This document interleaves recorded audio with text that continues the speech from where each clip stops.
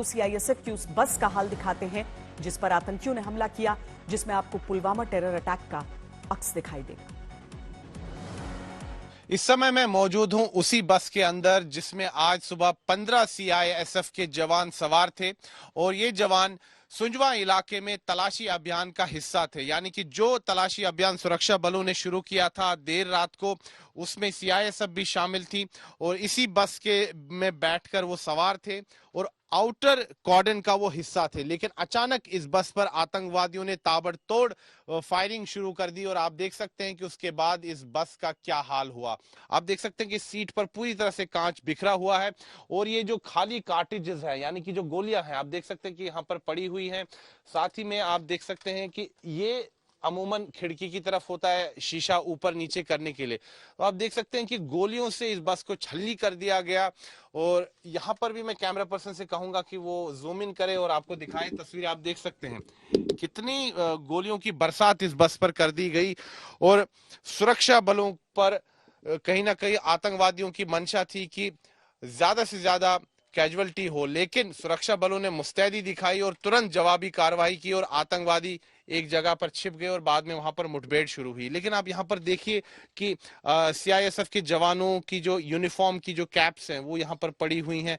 किसी जवान का टिफिन बॉक्स है वो भी यहाँ पर पड़ा हुआ है।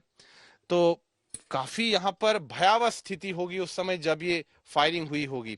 अगर हम अगली सीट पर भी देखें, मैं कैमरा पर्सन से भी कहूंगा कि वो दिखाते चले आपको। आप देखिए यहाँ पर दूसरी सीट पर भी सीआईएसएफ के एक जवान की यहाँ पर जो उनकी वर्दी की कैप है वो यहाँ पर पड़ी हुई है।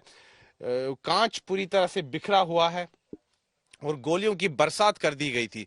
और जिस तरह से इस बस पर हमला हुआ वो कहीं ना कहीं जो पुलवामा में आतंकी हमला हुआ था उसकी याद दिलाता है। अब हम इस बस से नीचे उतरते हैं और बाहर की तस्वीरें दिखाते हैं। यहाँ पर देखिए आप, अगर पायदान पर हम देखें नीचे मतलब पौड़ियों पर सीढ़ियों पर पूरा कांच बिखरा हुआ है। इस बस के अंदर जाना भी काफी कठिन है, दुश्वार है और कांच पूरी तरह से यहाँ पर बिखरा हुआ है। अब हम बस के बाहरी तरफ की जाते हैं। देखिए ये बस का ये कोना देखिए, चाहे ये खिड़की हो चाहे ये खिड़की हो, सभी खिड़कियों की अगर देखें तो कांच टूटा हुआ है, बिखरा हुआ है। और यहाँ गोलियों के निशान देखिए आप कि जब फायरिंग हुई होगी आतंकवादियों के द्वारा तो वहां इस समय क्या स्थिति बनी होगी इस बस के अंदर। गोलियों के निशान पूरी तरह से यहाँ पर हैं।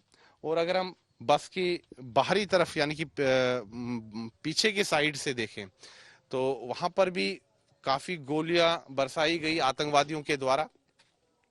तो जिस प्रकार से पुलवामा में आतंकी हमला हुआ था उस समय भी आतंकवादियों ने आत्मघाती हमला किया और सीआरपीएफ के जवानों को निशाना बनाया और इस बार सीआईएसएफ की बस को निशाना बनाया गया। लेकिन तुरंत सुरक्षा बलों ने जवाबी कार्रवाई की और आतंकवादियों को ढेर कर दिया गया।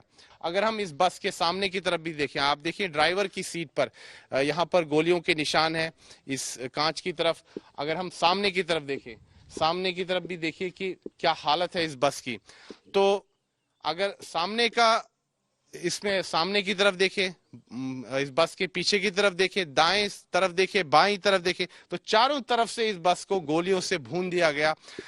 तो आतंकवादियों की मंशा थी एक बहुत बड़ी वारदात करना और उनकी मंशा थी कि सुरक्षा बलों पर कैजुअलिटी करना, लेकिन हमारे मुस्तैद सुरक्षा बलों ने आतंकवादियों के मंसूबों पर पानी फेर दिया। वीडियो जर्नलिस्ट नीरज कुमार के साथ मैं सुनील भट्ट, जम्मू आज तक।